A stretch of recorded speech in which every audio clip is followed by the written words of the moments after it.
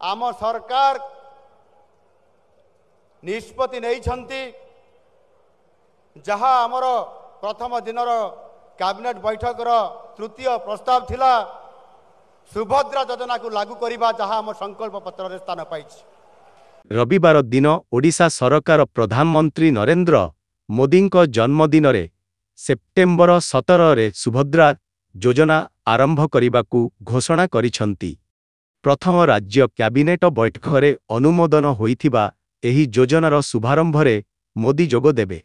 कार्यभार ग्रहण करिबार 100 दिन मध्यरे केंद्र पूर्वरु आंशिक अनुदान प्राप्त एही प्रकल्प कार्यकारी करिबाकू सरकार पूर्वरु प्रतिश्रुति देइथिले। टंका किपरि क्रेडिट हेबो कितेके किस्ती रे एवं किस्ती प्रति राशि उपरे एहा कार्य करुछि। ओडिशार मुख्यमंत्री मोहन माझी कहिछंती जे मोडिलिटीर ड्राफ्ट शेष होइछि। बीजेपी मनिफेस्टो अनुजाई एही योजना स्टाटस एवं बासस्थान निर्विशेषरे ओडिशारे रहुथिबा समस्त महिलांकू उपकृत करिबाकू प्रतिश्रुति देइछि। तेबे 2011 जनगणना अनुजाई ओडिशार 2,07,62,082 रहिछि जहाँकि एही प्रकल्प पाई 80,000 कोटी टंका बजेट आवश्यक करिबो। आमे समस्त महिला किंबा 18 वर्षरु अधिक वयस्क किंबा प्रत्येक परिवारर जणे महिलांक पाई प्रयोज्य हेबो कि नाही ताहा विचार करिबाकू आमे कार्य करूछु। राज्य बाहरे रहुथिबा महिला माने विचार कराजिबो कि नाही ताहा उपरे मध्य आमे एक आह्वान ग्रहण करिबु। कार्यरत महिला मानंकु अंतर्भुक्त कराजिबो कि नाही एवं सेमानंकर आय मानदंडकु मध्य विचारकु नियाजिबो बोली सरकारी वरिष्ठ अधिकारी कहिछंती। अधिकारी कहिछंती जे अनुमति प्राप्त खर्चर एक ठोस तालिका चूड़ांत निर्देशावली रे चिन्हट हेबो।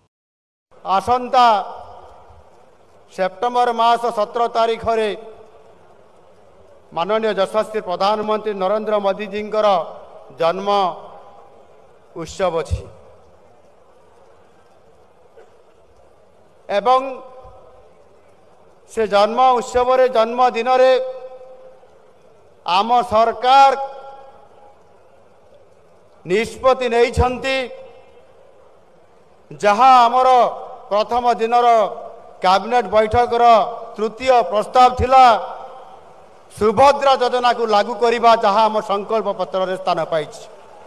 ए संकल्प पत्र आधार करके सरकार ताकू आज निष्पत्ति नहीं सारी कैबिनेट रे एवं सरकार दायित्व नबार 100 दिन भितरे तांकर जो 100 दिनिया कार्यक्रम कार्यखसड़ा रखिछंती सेथिरे सुभद्रा योजना को प्राधान्य दिया जाई कैबिनेट रो 3 नंबर प्रस्ताव रे पारित करा जाई ताहा वर्तमान जो आम निर्देश दिया जाइछि विभाग को ड्राफ्टिंग स्तर रे अछि।